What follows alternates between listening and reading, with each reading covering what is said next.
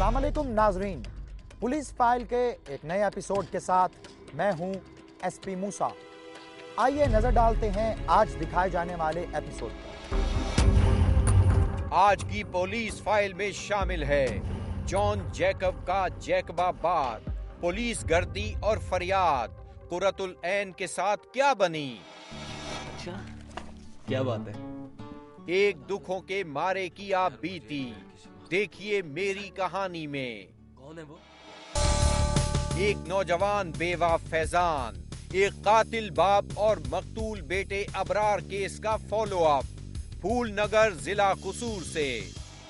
जैकबाबाद में एक बार फिर हव्वा की बेटी के साथ ऐसा खेल खेला गया जो हमारे माशरे की बेहिसी का मुंह बोलता सबूत है। इसमें खून हुआ एक बाप के अरमानों का। आइए देखते हैं इस केस का अहवाल।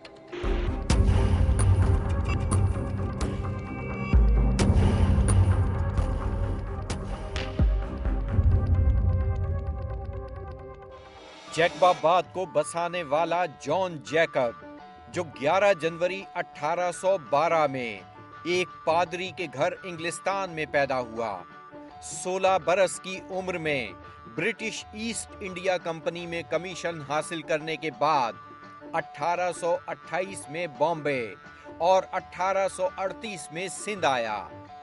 फिर यहां से वापस लौट कर न गया और 6 दिसंबर 1858 के रोज यहीं खाक नशीन हुआ।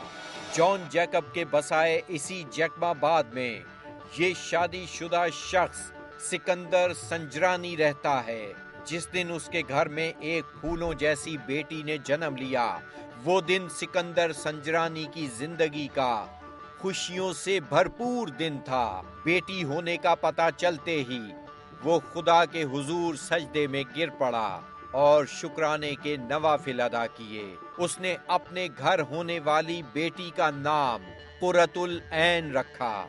सिकंदर संजरानी के सामने सिंध की मारूफ हस्ती मेहताब चन्ना की सूरत में एक मिसाली बेटी मौजूद थी, जिसने एक गरीब स्कूल टीचर के घर आंख खोली और फिर तालीम की मनाजिल तय करने के बाद आला तरीन सरकारी ओहदों पर फाइज रही। वो अपनी बेटी को भी मिसाली और तालीम याफ्ता बनाना चाहता था।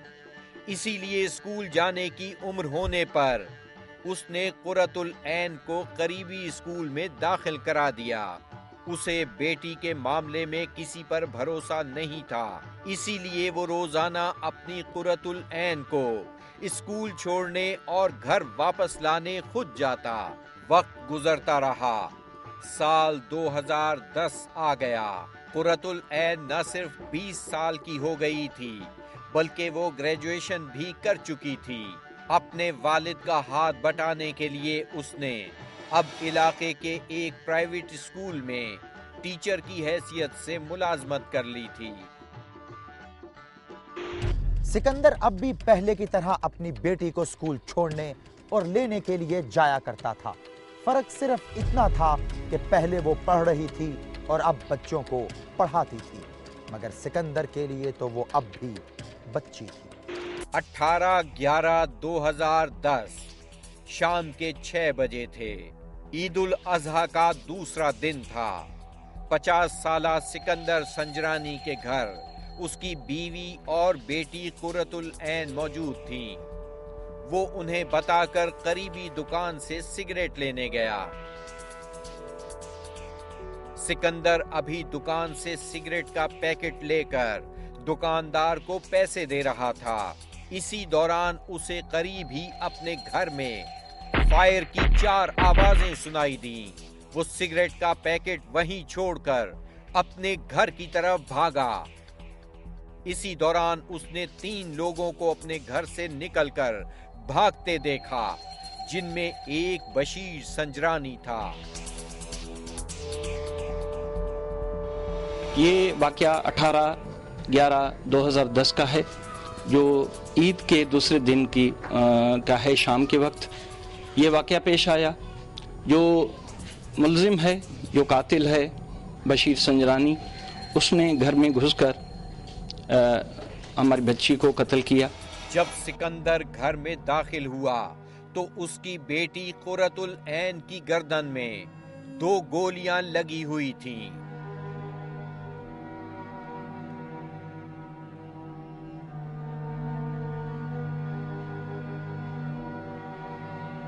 सिकंदर ने बेटी को गोद में उठाया, मगर कुर्रतुल ऐन दम तोड़ चुकी थी।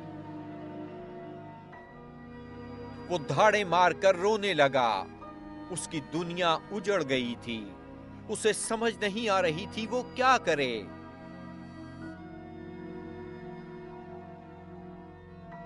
हिम्मत करके वो सिविल लाइन थाना जैकमाबाद पहुंचा, जहां उसकी बेटी के कत्ल की FIR दर्ज कर ली गई, जिसमें 3 सगे भाइयों को मुल्जिमान नामजद किया गया था। उनके नाम हैं बशीर, वजीर और पठान संजरानी। ये है बशीर संजरानी, जो कुर्रतुल ऐन का कातिल है। सिकंदर का कहना है इसी के फायर से उसकी बेटी हलाक हुई।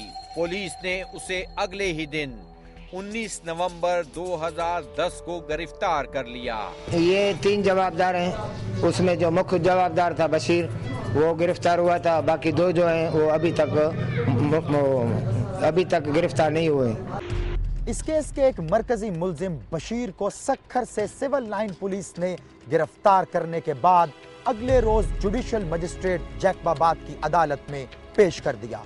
उसका 7 रोजा जिस्मानी रिमांड हासिल करने के बाद तफ्तीश शुरू कर दी गई। ये 7 रोजा रिमांड 26/11/2010 को खत्म हो गया। 27/11/2010 को इसी मुल्जिम बशीर संजरानी को दोबारा मजिस्ट्रेट की अदालत में पेश करके मजीद 7 रोजा रिमांड की इस्तदा की गई, जिसे अदालत ने कबूल करते हुए 27 नवंबर 2010 से 3 दिसंबर 2010 तक मजीद जिस्मानी रिमांड दे दिया। रिमांड खत्म होने से एक दिन पहले शाम के वक्त मुल्जिम को हवालात से निकालकर SHO sub inspector Nazir Ahmad Mugeri के पास उसके दफ्तर में ले जाया गया, जहां से तकरीबन आधे घंटे बाद दोबारा लाकर लॉकअप में 3 दीगर हवालातियों के साथ बंद कर दिया गया। 3 दिसंबर 2010 की सुबह 7:30 बजे एक पुलिस एहलकार ने लॉकअप में देखा 3 दीगर हवालाती तो मौजूद थे, मगर कुर्रतुल ऐन का कातिल बशीर संजरानी थाने के लॉकअप से गायब था। गुज़िरियल रात SHO साहब पंहिंजे ऑफिस में घुरायसि त ओॾो मोटी आयो साईं, खिलंदो अचे पियो त जंहिं मां पखी आहियां कंहिं वक़्तु हिन दर खां मां टपे सघां थो। लॉकअप में बशीर संजरानी के साथ बंद 3 में से एक हवालाती का कहना है, सर उसके बारे में हमें कुछ मालूमात तो नहीं है। हम सोए हुए थे सुबह के टाइम में बस आया संतरी ने आके जो है हमारे बेल लगी हुई थी वो उसने खोला, हम सो गए थे। फिर आया गुलाम अली छोटा मुंशी था, आया बोले बशीर संजरानी कहाँ है। उसने मुझे उठाया, बोले बशीर उठो, मैंने कहा भाई बशीर नहीं हूँ मैं डंगर हूँ। बोले किधर है बशीर। फिर उठा, वहाँ से उठ के उस गुलाम ने बोला बाथरूम में देखो। बाथरूम में देखा, बाथरूम में कोई भी नहीं है। तो मैंने उससे पूछा, उसने मुझे कहा देखो कोई चीज़ टूटी हुई है, दीवार या दरी वगैरह टूटी हुई है। मैंने कहा कुछ भी नहीं टूटा हुआ है। अगर कोई चीज नहीं टूटी तो बशीर संजरानी कहाँ गया? इसी हवालात में बशीर के करीब सोया एक कैदी कहता है, न दीवार टूटी हुई है, न छत टूट रही है, न दरी टूट रही है, कुछ नहीं टूट रहा। उसको ताले से निकाला गया है, पैसे लेके ताले से निकाला गया है। पता नहीं किस भी उनको निकाला है, लेकिन निकाला को दरवाजे से गया है, ताला खोल के उसको निकाला के बाद में ताला दिया गया है। ये सुनकर सिकंदर संजरानी सुबह सिविल लाइन थाना जैकबाबाद पहुंचा, लेकिन वहां उसे किसी ने मुंह न लगाया। वो पुलिस अफसरान के सामने रोता और चीखता चिल्लाता रहा, मगर उसकी किसी ने एक न सुनी। इसी दौरान उसे पता चला कि गुज़िश्ता रात बशीर को SHO नजीर अहमद मुगेरी ने हवालात से अपने दफ्तर में बुलाया था। इसी दौरान हेड कांस्टेबल नूरुद्दीन संजरानी के जरिए 8 लाख में सौदा तय पाया था, जबकि कांस्टेबल गुलाम अली ने बाकायदा ताला खोलकर उसे हवालात से भगाया था। इस केस के आगे का अहवाल हम आपको बताएंगे, मगर एक ब्रेक के बाद। ब्रेक के बाद देखिए, न टूटी खिड़की न दीवार, मुल्जिम गया कैसे पार। कुरतुल ऐन का ड्रॉप सीन।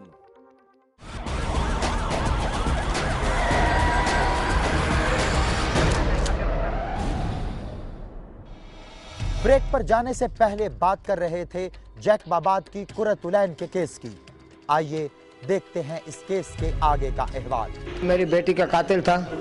पुलिस ने भारी रकम लेकर सारा उसमें पुलिस इन्वेस्टिगेशन पहले सारा अमला सिविल है इसमें मुलविस है। मैं हुकूमत पाकिस्तान से, सुप्रीम कोर्ट के जज से, वज़ीर आला सिंध सदर आसिफ जरदारी से अपील करता हूं कि मेरी बेटी बेगुनाह कत्ल की गई है।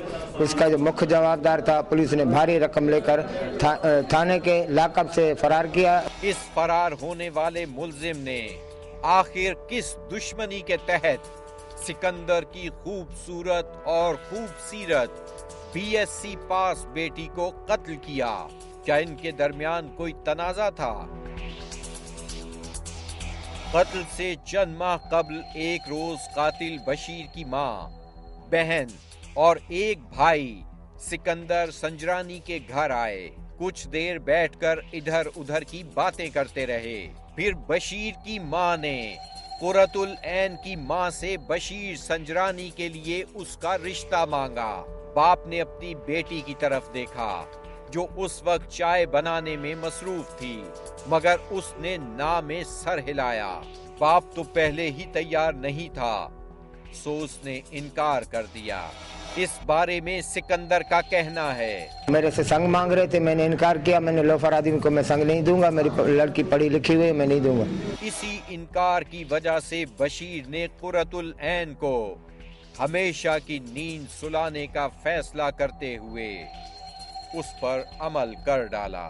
मुल्जिम बशीर संजरानी को रिश्ता न देने की वजह क्या थी? क्या वो तालीम याफ्ता नहीं था या उसमें कोई और ऐब थे?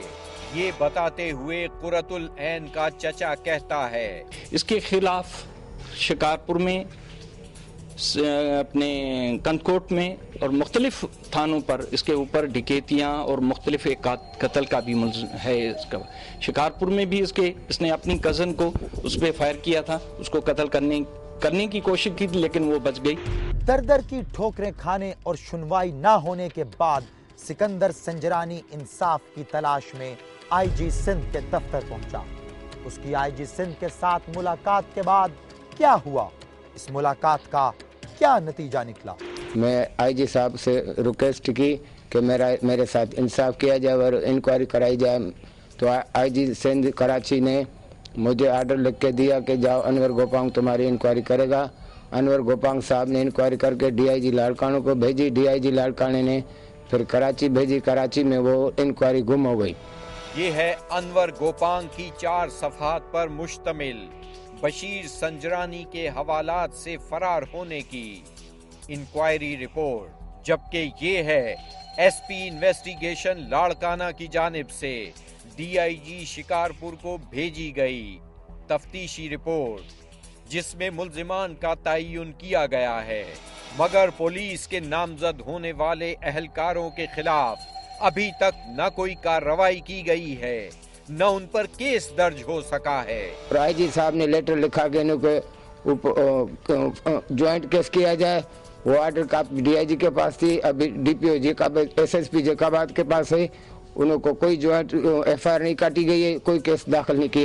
इंक्वायरी रिपोर्ट में कुरतुल ऐन के कातिल बशीर संजरानी के फरार में मुलव्विस हेड कांस्टेबल शादी खान लाशारी और sub inspector Nazir Ahmad Mugeri से जब बात की गई, तो दोनों ने सफाई से वाक़े को बयान करके जान छुड़ा ली। मैं 19 चार्ज इस सिविल लाइन थाने पर था, जबकि सुबह के 8:30 बजे टाइम था और चार्ज मैंने जो है छोटे मुंशी के हवाले की और लकब में जो कैदी जो भी पड़े थे वो भी बताए। उनके बाद चाबी जो है छोटे मुंशी गुलाम अली के हवाले की। बड़ा मुंशी और डे वाला मोबाइल गश्त वाला और मैं नाइट इंचार्ज, हम तीनों इकट्ठे गए चाय पीने। 10 मिनट के बाद रिंग आई के जवाबदार फलाना संजरानी जो है लाकब से फरार है। जिस दिन से मैंने पकड़ के लाया सखर से, बिल्कुल मैंने जो SIO जो इन्वेस्टिगेशन है उनके हवाले कर दिया था। कुर्रतुल ऐन के चचा का कहना है, हम अमन पसंद लोग हैं, हमारे पास कलम के अलावा और कोई चीज नहीं है, हम हथियार रखने वाले लोग नहीं हैं।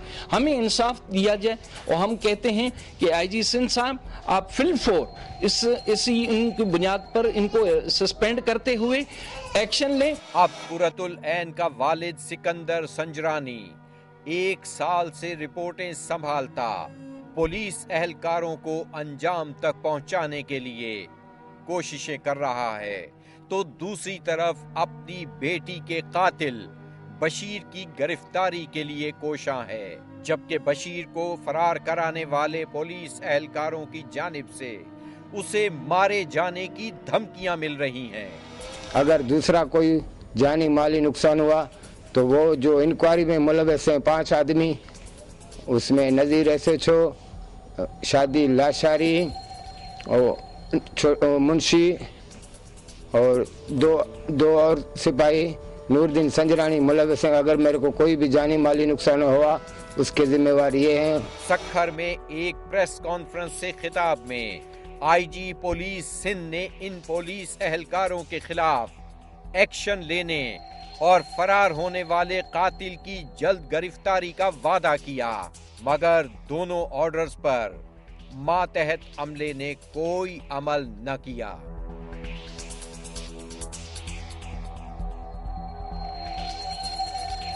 SP मूसा वजीर आला सिंध और IG सिंध से अपील करता है कि इस केस में मुलव्विस पुलिस अफसरान के खिलाफ सख्त से सख्त कानूनी कार्रवाई की जाए और कातिल बशीर संजरानी को गिरफ्तार किया जाए ताकि कुर्रतुल ऐन के घर वालों को इंसाफ मिल सके। अच्छा, क्या बात है। ब्रेक के बाद देखिए एक दुखों के मारे की आप बीती, देखिए मेरी कहानी में।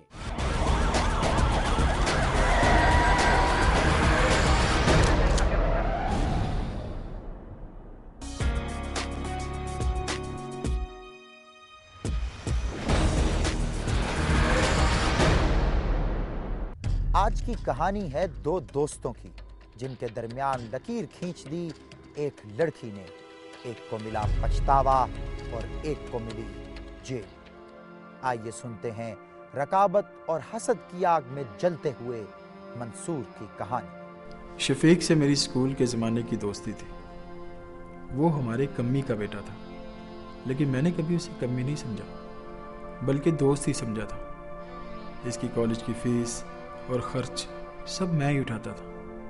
यूनिवर्सिटी में भी हम क्लास फेलो थे और वो हमारे घर पे ही रहता था।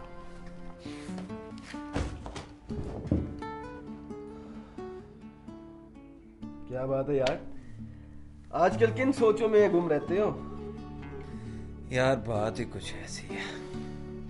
अच्छा, क्या बात है, कुछ बता तो सही। यार मुझे एक लड़की से मोहब्बत हो गई है। सच? कौन है वो? बताऊंगा मगर वक्त आने पर। यार वैसे मोहब्बत तो मुझे भी हो गई है। शरीफ बात है। खबरदार जो उसका नाम लिया।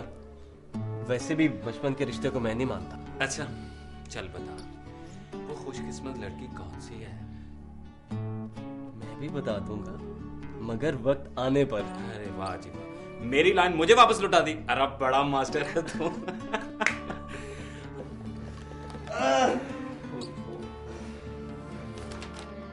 2 दिन बाद मैंने शफीक से पूछा कि इसने बताया नहीं, क्या इजहार मोहब्बत हो गया?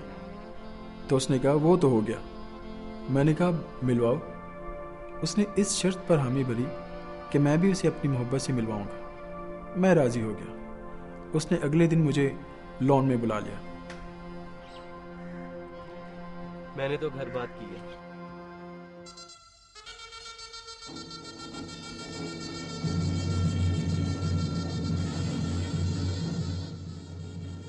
उस दिन मैं वहाँ से वापस आ गया।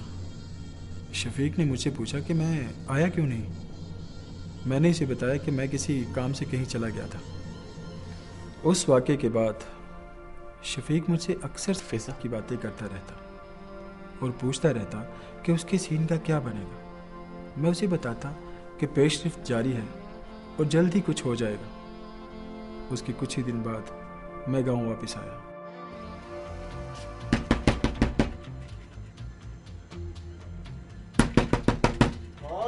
चाचा जी मैं मंसूर।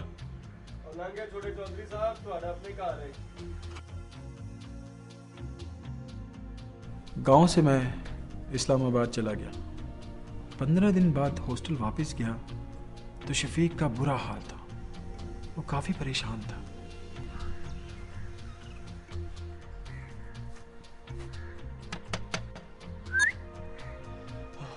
शुक्र है यार तू आ गया। कहाँ चला गया था? मैं एक काम से इस्लामाबाद गया हुआ था। क्यों खैरियत? इतना परेशान क्यों? खैरियत ही तो नहीं है यार। मैं तेरे पीछे से गाँव गया था। घर वालों को पता चल गया मेरा यहाँ किसी के साथ चक्कर चल रहा है। यार वो तो मेरा जबरदस्ती निकाह करवाना चाहते थे। फिर क्या, बड़ी मुश्किल से जान बचा के भागा। और शरीफा का भाई तो मेरी जान लेना चाहता था यार। तू परेशान ना हो, कुछ नहीं होता। बस 1-2 दिन में गाँव चलते हैं, सब संभालूंगा मैं। ठीक है? कुछ होगा तो नहीं? कुछ नहीं होगा, मैं हूं ना। अच्छा चल बैठ। अच्छा मुझे ये बता, चल बैठ ना। मैंने शफीक के कज़न को डेरे पर बुला लिया और शफीक से कहा कि वो उससे तहम्मुल से बात करे। शफीक को एक पिस्टल भी दिया कि अगर उसके कज़न की नीयत में खोट हो तो अपना दिफा कर सके। मेरे आदमी ने शफीक के कज़न को नहत्ता करके कमरे में भेजा।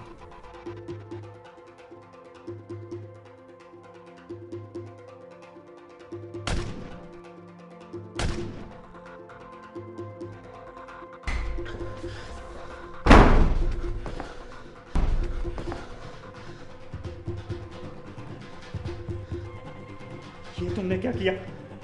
मैंने तुम्हें कहा पिता के प्यार से बात करना। यार पहले इसने मुझसे बदतमीजी की, फिर मुझ पे हाथ उठाया यार। अगर मैं इसे मारता था कि मुझे मार देता। अब तुम यहाँ से भाग जाओ। मैं संभालूंगा, तुम जाओ, तुम भाग जाओ। यार थाने रिपोर्ट नहीं? थाने जाने की जरूरत नहीं, मैं तुम्हें कहा ना। तुम भाग जाओ, तुम बस भाग जाओ, भाग जाओ।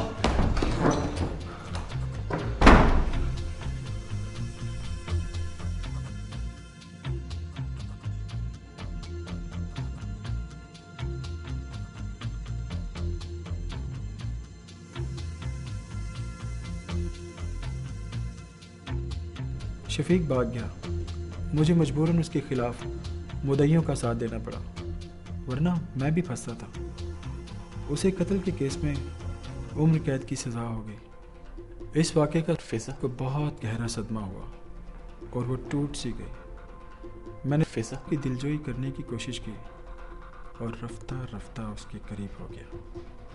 फिर मैंने उसके घर रिश्ता भिजवाया जो उसके घर वालों ने कबूल कर लिया। यूँ मैंने अपनी मोहब्बत को हासिल कर लिया, लेकिन मुझे लगता था कि मैं इसे हासिल करके भी अधूरा ही हूँ। एक दिन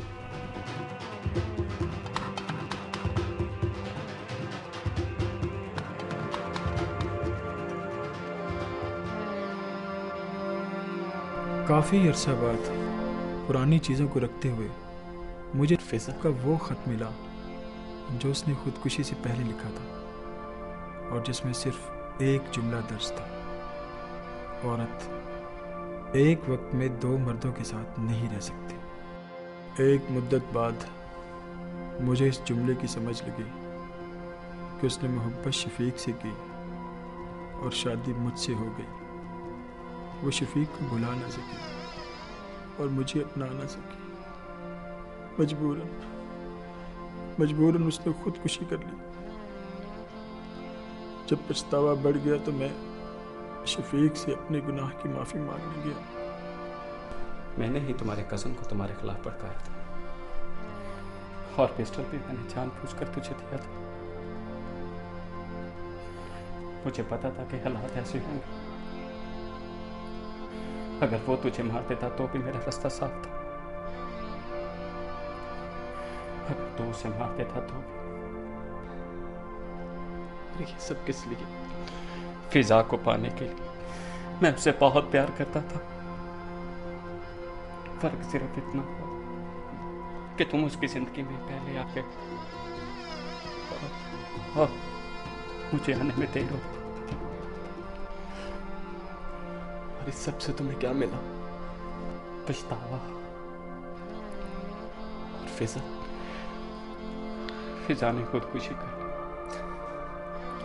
उसका ख्याल था कि वो एक वक्त में दो मर्दों के साथ नहीं रह सकती। हो सके तो मुझे माफ कर देना यार, माफ कर देना यार। माफी मांगनी ही है तो अपने अल्लाह से मांग। मैं शायद तुझे माफ ना कर सकूं।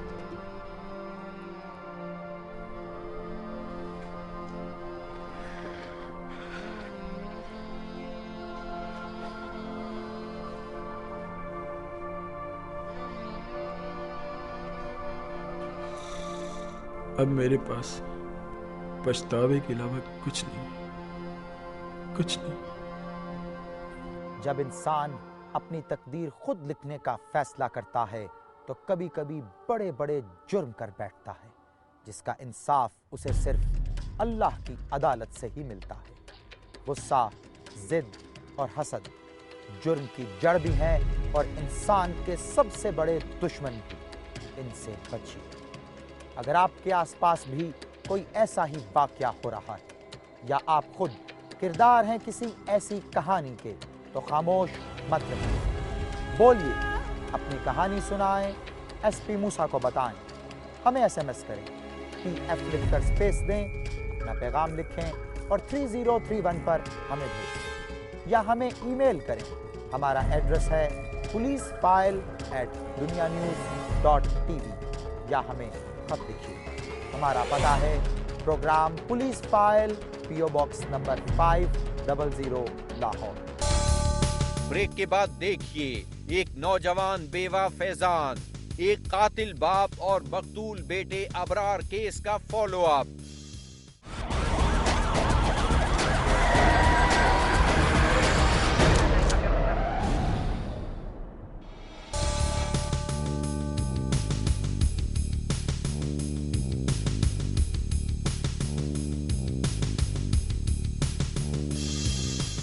फूलनगर जिला कसूर से एक केस बना था हिस्सा पुलिस फाइल का। यह केस था एक बाप बेटे के माबैन तनाजे का। आइए पहले देखते हैं इस केस का रिकैप। बशीर अहमद, जिसके गांव का नाम है कोट जलालदीन, उसने की थी शादियां 3। पहली शादी बशीर ने की रहमत बीबी से और हुई उसके घर 2 बेटियां। 4 साल बाद उसने बीवी को दी तलाक और शादी रचाई शहनाज बीबी से। शहनाज से हुए 2 बेटियां और 3 बेटे। 14 साल बाद उसने शहनाज को तलाक दी और भेज दिया घर और शादी कर ली एक और खातून से जिसका नाम था अनवर। मई 2011 अबरार ने फैजान बीबी से शादी का कहा। फैजान बीबी अपनी रिवायात से मजबूर थी, मगर अबरार की मोहब्बत के सामने आ गई हथियार फेंककर। जिला कसूर के इलाके फूल नगर, यहाँ अबरार ने उससे कोर्ट मैरिज कर ली, मगर यहाँ मौजूद थी उसकी सौतेली माँ। उसने फैजान और अबरार को कबूल न किया। वो शौहर को भड़काने लगी और इन दोनों के खिलाफ तरह तरह की बातें करके उकसाने लगी। ये झगड़ा रोज बरोज पकड़ने लगा तूल और बन गया रोज का मामूल। उसने अबरार को समझाया कि वो दोनों यहाँ से चले ही जाएं तो अच्छा है। 13 जुलाई 2011 अबरार और बशीर के लड़ने की आवाज सुनाई दी। ये रोज का मामूल था, मगर जब फायर की आवाज आई तो फैजान अपनी जगह से उछल पड़ी। वो भागकर कमरे के दरवाजे पर गई। अबरार के बाप बशीर अहमद के हाथ में थी बंदूक और अबरार तकरीबन गिरने वाला था उसने फैजान बीबी की तरफ देखा। फैजान बीबी उसको गिरने से बचाने के लिए भागी। इसी दौरान बशीर अहमद बंदूक फेंक कर घर से बाहर निकल गया।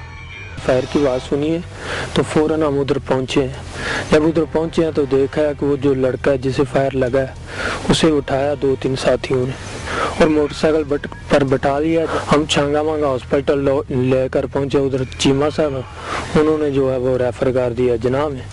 उधर ले गए तो तकरीबन 4 बजे या 5 बजे उसकी डेथ होगी। जिन्ना अस्पताल लाहौर ले जाए गए अबरार की सांसें पूरी हो चुकी थी। ये लोग उसी की नमाज़े जनाजा अदा कर रहे हैं। ये चंद लोग हैं अबरार के रिश्तेदार, जबकि बाप और भाई जनाजे में नहीं आए। 14 जुलाई फैजान बीबी ने FIR कटाई और मुल्जिमान में नाम दर्ज कराया। अबरार के सौतेले भाई मुख्तार, सौतेली माँ अनवर और बशीर अहमद उसके शौहर का। बशीर अहमद और उसका बेटा मुख्तार दोनों हैं फरार। पुलिस ने आलाए कत्ल तक बरामद करने की कोशिश नहीं की। पुलिस इस केस में सुस्ती से काम क्यों ले रही है? मुबैना मुजरिम के भाग जाने में कहीं पुलिस की नरमी तो शामिल नहीं? इब्रार मर्डर केस में अब तक क्या पेशरफ्त हुई है और कातिल क्यों पकड़ा नहीं गया? इस सवाल का जवाब हमने लिया DSP पत्तोकी से। इसकी तफ्तीश, ये जो एक्यूज्ड है उसके हमने वारंट लिए, अभी उसका प्रोक्लामेशन लेंगे तो फिर, क्योंकि ये चेक किया ये इधर मौजूद नहीं है, ये कोयटा आ गया हुआ है। उधर भी हमने पुलिस टीम भेजी थी लेकिन वहाँ ये अरेस्ट नहीं हो सका। तो अभी इसके हम इश्तिहार ले रहे हैं अंडर सेक्शन 87 CRPC। इसको हम अरेस्ट करने के लिए मैक्सिमम एफर्ट्स कर रहे हैं और जल्द इसको अरेस्ट कर लेंगे। फैजान बीबी जान का खतरा महसूस करते हुए एक महफूज ठिकाने पर चली गई थी। वहीं पुलिस फाइल टीम ने उससे इंटरव्यू किया था। अभी हमें अपनी जान का खतरा इसलिए ना मैं थाने जाती हूँ ना कहीं और। बस मैं अब, वो लोग कहते हैं ये इनका पता नहीं मिल रहा, मैं घर में बैठी हूँ, मुझे अपने जान का खतरा है, मगर हम अपनी तरफ से कोशिश कर रहे हैं कि उन लोगों को सजा दिलवाएं। पुलिस कहती रही कि फैजान बीबी कोयटा वापस चली गई है और वहाँ भी उसका पता नहीं चल रहा। क्या ये बात सच है? हम फूलनगर थाने में गए, वो पैसों के बगैर उन्होंने हमारी रिपोर्ट भी दर्ज नहीं की। वो कह रहे थे पैसे मिलने के बाद हम रिपोर्ट दर्ज करेंगे। और डिप्टी जो है वो तरह तरह के बहानों से वो झूठ बोल रहे हैं, मक्कारी कर रहे हैं, ताकि मुझे कहते हैं उनका कोई पता नहीं मिल रहा, मगर है मैं उनसे नहीं मिलना चाहती। वहाँ से लोगों ने, मेरे मामू लोगों ने किस तरह से मेरी जान वहाँ से बचाई, मुझे घर ले यहाँ पे शिफ्ट किया। अब मैं यहाँ पे महफूज हूँ, मैं ऐसे नहीं कि अपने घर गई हूँ, ये सब झूठ है। पुलिस भी उनसे मुजरिमों से मिली हुई और डिप्टी जो है वो बजीद है इस बात पे कि मुझे अपने घर वालों के हवाले किया जाए, मैं यहाँ से चली जाऊँ ताकि केस खत्म हो जाए। अब अपने बेटे अबरार का कातिल मुजरिम बशीर अहमद पकड़ा क्यों नहीं जा रहा? मोरखा 13/7/2011 का वक़्फ़ा है, जिसकी अव्वल तफ्तीश मोहम्मद नवाज असीस साहब ने की थी, जो कि अब मुझे तफ्तीश मुकदमा मेरे सुपुर्द हुई है, क्योंकि बशीर अहमद जो कि मुलज़म है उसने अपने बेटे अबरार को ज़रिया फायर मारकर कत्ल कर दिया था, जो अब बाद वक़ूआ कोयटा चला गया, जिसकी गिरफ्तारी की हमने कोयटा भी कोशिश की है, वो अभी दस्तयाब नहीं और उसके वारंट गिरफ्तारी हासिल किए गए हैं। फैजान बीबी कहती है पुलिस ने FIR के लिए रिश्वत ली। मैं थाने गई थी, थाना सदर फूलनगर, वहाँ पे गई थी ये रिपोर्ट दर्ज करवाने के लिए, ताकि मेरे मियाँ को कत्ल कर दिया गया उस बारे में। मैं वहाँ पे 1 घंटा बैठी रही, उन्होंने पैसों का मुतालबा किया मुझसे। मैंने अपने मामू और सास को बोला कि पैसों का बंदोबस्त करो, तब तक ये लोग रिपोर्ट नहीं दर्ज कर सकते, अब हम लोग कैसे करें। फिर उन्होंने पैसों का बंदोबस्त किया और आगे जब पैसों का बंदोबस्त हो, वो वहाँ मैं 1 घंटा तक बैठी रही। फिर बाद में उन्होंने ये सब कुछ रिपोर्ट दर्ज कराई, वो उन्होंने ये हम लोगों से रिश्वत ली बाद में। 3 शादियां करने वाला जुनूनी कातिल बशीर अहमद अभी तक पकड़ा नहीं गया। मुद्दई पुलिस की तरफ से मदद के इंतजार में है। क्या कातिल गिरफ्तार होगा और अबरार की रूह को इंसाफ मिलेगा, या पुलिस बातें घड़ती और केस के मामले में पैसे बनाती रहेगी? मुझे तो पुलिस वालों से कोई तवक्का नहीं है। अब पाकिस्तान की अदलिया से कुछ है, कोई तवक्का है कि वो मुझे इंसाफ दिलाएं। उनसे है कि मैं उनके पास जाऊं, वो मुझे, उन लोगों को मैं ऐसे नहीं छोड़ूंगी उनको सज़ा दिलवाए बगैर, कि वो अदलिया मेरे साथ मेरी हेल्प करे और उन्हें सज़ा दिलवाए। मुलजिम अगर बलोचिस्तान में है तो एसपी मूसा डीपीओ कसूर से अपील करता है कि वो इस केस का नोटिस ले और मुलजिम को गिरफ्तार करके कानून के कटहरे में लाएं। अगर आपके साथ भी हुई है कोई नाइंसाफी या आप गवाह हैं किसी जुर्म के, तो खामोश मत रहिए, बोलिए, अपनी कहानी सुनाएं, एसपी मूसा को बताएं, क्योंकि हम बनेंगे आपकी आवाज। हमें एसएमएस करें, PF लिखकर स्पेस दें, अपना पैगाम लिखें और 3031 पर हमें भेज दें, या हमें ईमेल करें। हमारा एड्रेस है policeFile@dunianews.tv। आप हमें खत भी लिख सकते हैं। हमारा पता है program police file, PO box number 500 Lahore. अपना और अपने इर्द गिर्द रहने वालों का ख्याल रखिएगा। आपसे मुलाकात होगी पुलिस फाइल के अगले एपिसोड में। तब तक के लिए एसपी मूसा और उसकी इन्वेस्टिगेशन टीम को इजाजत दीजिए। खुदा हाफिज।